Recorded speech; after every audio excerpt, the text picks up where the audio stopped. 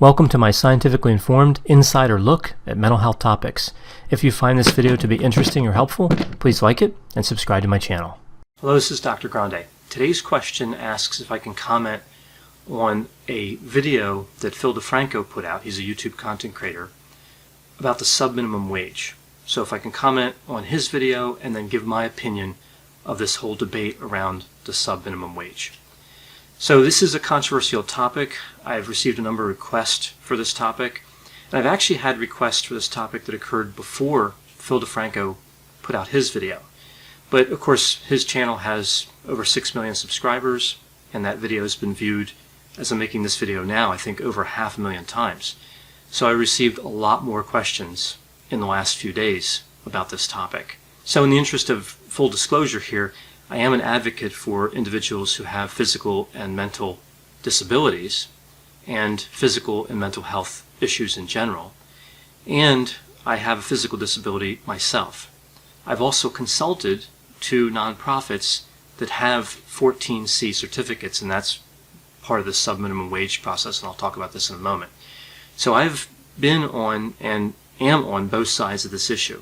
So I think I can give a fair analysis of this. Now, when we look at Phil Defranco's video, he kind of stayed out of siding with one theory or another in terms of, is the subminimum wage a good idea or is it not a good idea? I am going to have a more definitive opinion here. I do come down on one side as opposed to the other. But I still think that, again, you'll find this analysis to be fair. So let's get into the details of the subminimum wage. So if you didn't watch his video, that's okay. I'm going to cover the basics of this topic. And I want to start out here by saying that I don't think there are any bad guys in this situation. I know that greed and all this stuff comes into play. People think that the subminimum wage is about greed. I don't think there are really any bad guys. I know there are some nonprofits that have broken the rules, but I'm running on the assumption here that everyone involved in this is trying to help people with disabilities. So all this starts with the Fair Labor Standards Act that was passed in 1938. And what this did is it allowed for essentially discrimination against people with disabilities. That wasn't the intent, but it did allow for that. And what it essentially said in 1938 was that under special circumstances, individuals with physical or mental disabilities could be paid 75% of the minimum wage. Now this was adjusted in 1966 to 50%, and in 1986 the floor was removed completely so that there was no lower limit to what an individual with a physical disability or a mental disability could be paid. It's based on productivity. So the way it works is, say that you have the average wage for a particular job, and presumably that job is occupied by a person who is not disabled. And then under this certification you can get through the FLSA, this is called a 14C certification, you could hire a person with a disability and you could pay them less based on that average rate and how productive they are. So let's just use numbers here.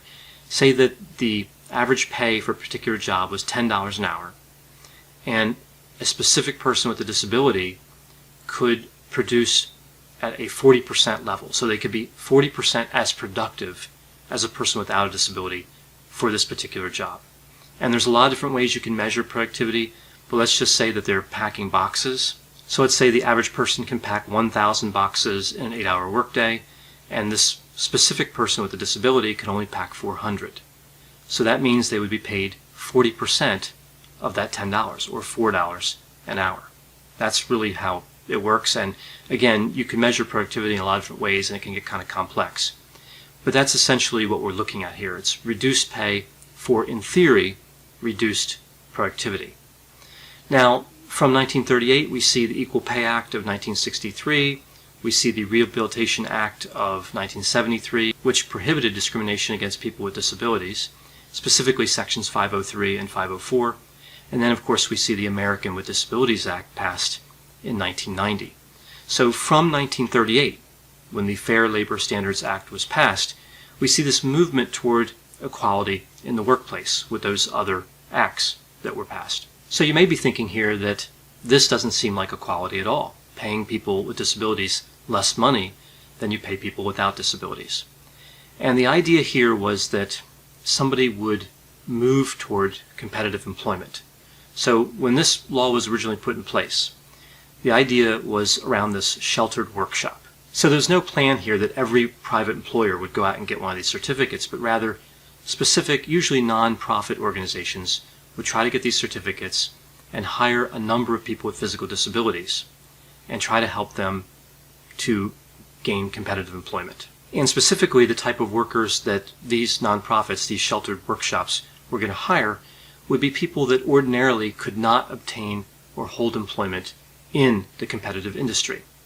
So it really wasn't intended for everybody with a physical or mental disability. It was really intended for people with more severe disabilities, particularly as they relate to workplace productivity. So another name for this 14C certification is the Sheltered Workshop Program. We also see these types of employers called Work Activity Center, Work Centers, Sheltered Work Centers. There's a lot of different names. So I'm just going to refer to them as Sheltered Workshop Programs.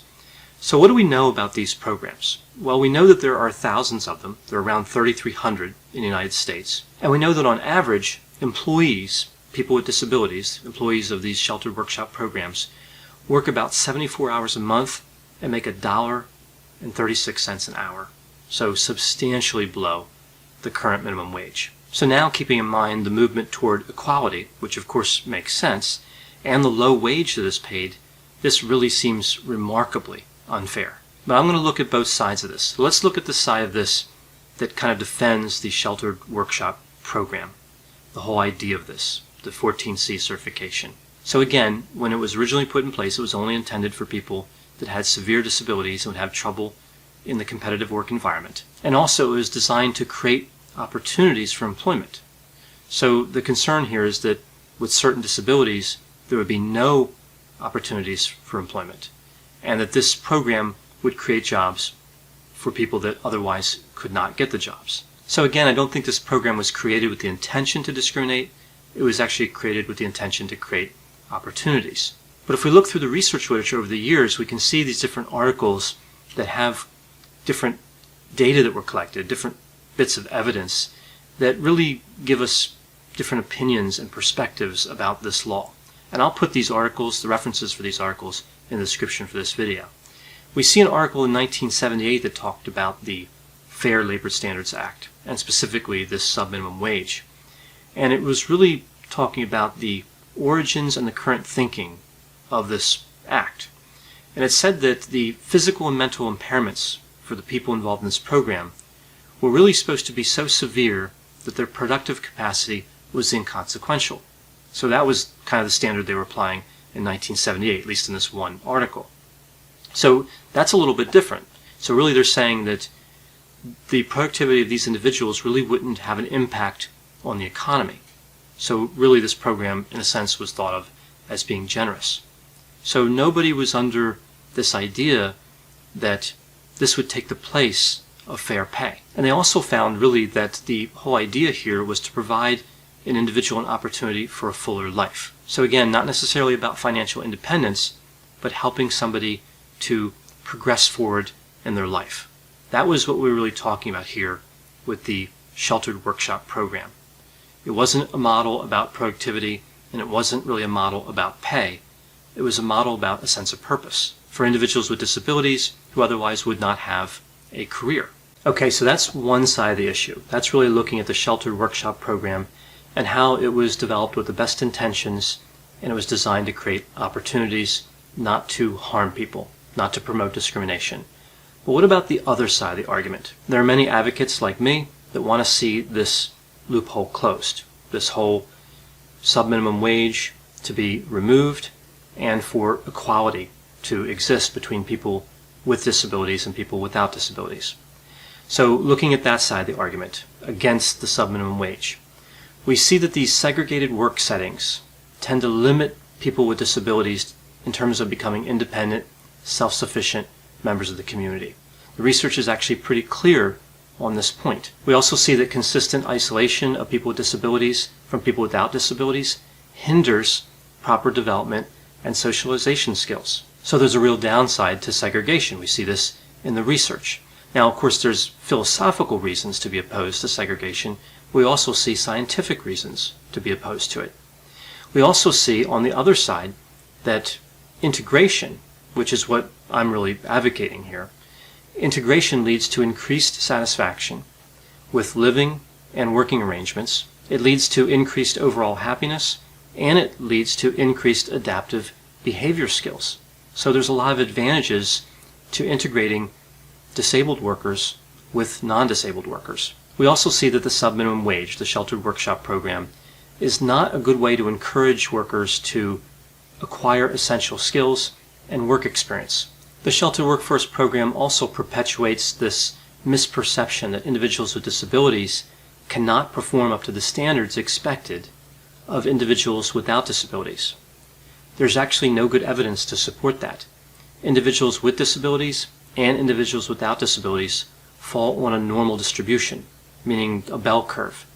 We see some individuals with and without disabilities that underperform, some that overperform, but most are toward the middle. So this idea that people with disabilities are going to perform at a lower level of productivity just isn't supported by the scientific evidence. Now, another argument against the subminimum wage is that the program simply doesn't work. And we actually have a lot of evidence that shows this is the case. If we look at the 400,000 workers with disabilities that currently earn a sub-minimum wage under this program, we see that fewer than 5% will transition into competitive integrated work. Remember, the original intent, of course, was to create opportunities, but also to help people to move on to competitive employment. The idea was that some people, of course, would and some people wouldn't. But I think we have to shoot toward the higher goal here, which is competitive employment. It makes more sense. Now, another problem with the subminimum wage that's rarely talked about is if we look at who the employers are that get these certificates. Again, we know they're nonprofits, and they tend to be in the business of hiring people under this program. So they do certain types of work like light manufacturing, assembly, and other areas like that. And if we look at the private sector, we know that they're responsible for about 1% or so of the employment under this program, and that these nonprofits are responsible for about 99%.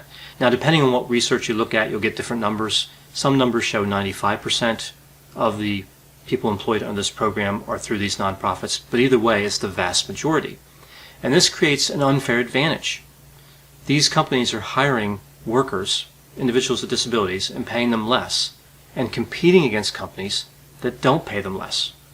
So that's rarely talked about, but that's actually pretty important too, because we need to make sure that private businesses have opportunities to make money and that they're incentivized to hire people with disabilities. So we're creating an unfair work environment here and giving an advantage to companies that are paying less than the minimum wage. So you may be thinking, well, what's changed since 1938? Why is integration easier now? Has something changed in terms of scientific evidence or philosophy? Well, I think a lot of things have changed. I think we realize now, more than maybe it was realized then, the importance of equality. Not just as an element of social justice, but there's a practical component to it. We see lost productivity when individuals with disabilities are excluded from the workplace. And ultimately, this sub-minimum wage program is not helping. It's not actually putting more money in the pockets of individuals who have disabilities, and it's not really giving them a fair career opportunity. Another element here is that integration is easier because of assistive technology. There's technology available today that can help people with disabilities in the workforce that we would never have dreamed of even 30, 40 years ago. So there's better ways of helping people integrate into the work environment. And they simply weren't available in 1938. And this is completely understandable why perspectives would change from 1938 till now. I think another element that's changed as well is we seem to understand better now how people with disabilities are successfully employed. And we know from the research literature that they're successfully employed the same way as people without disabilities. Their skills, abilities, and interests are identified and matched to available jobs. It's really that simple. Yes, you have to be a little more creative, and you have to use assistive technology sometimes, and you have to have people that understand how to work with individuals with disabilities and how those disabilities can be overcome for certain types of work. But it is really simple. Individuals with disabilities find work the same way as people without disabilities. And there are programs available like vocational rehabilitation, which offers those extra services to help people with disabilities enter the workforce, to help them identify their skills, abilities, and interests, and to overcome any type of obstacles so that they can work. So we really just learned more about how people with disabilities enter the workforce and how they're successful in the workforce. So because I'm really coming down on the side of integration and against subminimum wage, I do want to address the issue that comes up with that opinion. And that's about the people that will be left behind if this 14C loophole is closed. And it does appear that it will be closed. The way we see the legislation and what's being proposed now, I'm guessing that within just a few years, this subminimum wage will be gone. I hope it'll be gone. But yes, if that happens, there will be people who are left behind. There's no way of getting around that. I'm not going to sugarcoat that and try to say that I know everything and we figured it all out from science. There are certain people that probably with this subminimum wage program, they're better off with it than if it didn't exist. So what do we do about them? Well, this comes down to, I think, more philosophy, but also we can include science here. Businesses, private businesses, need to be good members of the community. They need to be creative. They need to find ways that talent can be used to help them meet their business needs. And this includes helping people with disabilities get to work. So yes, some of this comes down for certain situations probably to altruism, to generosity. Again, for a small percentage of people with disabilities. I think that most people with disabilities can be integrated into the workforce as long as we're willing to put the work in to help them. I think that can happen. But there will be a small percentage that will get left behind. And they will depend more on, again, creativity, innovation, and private businesses simply being good members of the community. We can't leave people behind. And I know that eliminating the subminimum wage will have that effect, again, for this small group. So I think it does depend on companies stepping up and being generous and being creative and figuring out a way. Let's figure this out. I don't think this problem is insurmountable. Our society, the United States, and other countries, we've seen societies overcome all types of problems. This really should be a situation that we could easily address with thinking through it and using the scientific method and applying an attitude that says we're not willing to fail on this point. So I understand that, again, with both sides of this argument, there's going to be costs. But I think that integration makes more sense, and in the long run, it'll increase productivity, and it will improve the lives of individuals with disabilities and people without disabilities. So this is really a win-win. Getting individuals with disabilities into the workforce helps everybody. So with my position clear here, what about my criticisms of the Phil Defranco video? Well, as I talked about before, I actually found this video to be very helpful. If you look at the videos on his channel, not many of them are geared towards social justice issues or physical and mental health advocacy. So I actually appreciate that he took the time to make this video, and I found it to be fair. Yes, it didn't have a lot of scientific depth or philosophical depth, but I don't think that's what his video was supposed to be about. It was supposed to be about looking at both sides of the issue and giving people something to think about. And I think he did that fairly well. My video has a different goal, to really dig into the philosophy and the science and to be, again, more definitive and kind of take sides. What do we know from the scientific evidence? So his video, I think, did what it was supposed to do, and I hope that my video has done what it's supposed to do. I know that whenever I talk about issues like physical and mental health advocacy and employment, that there's going to be a lot of strong opinions and sometimes non-strong opinions in every direction. If you agree with me or disagree with me or have any other thoughts, please put those in the comments. As always, I hope you found this description of the subminimum wage to be interesting. Thanks for watching.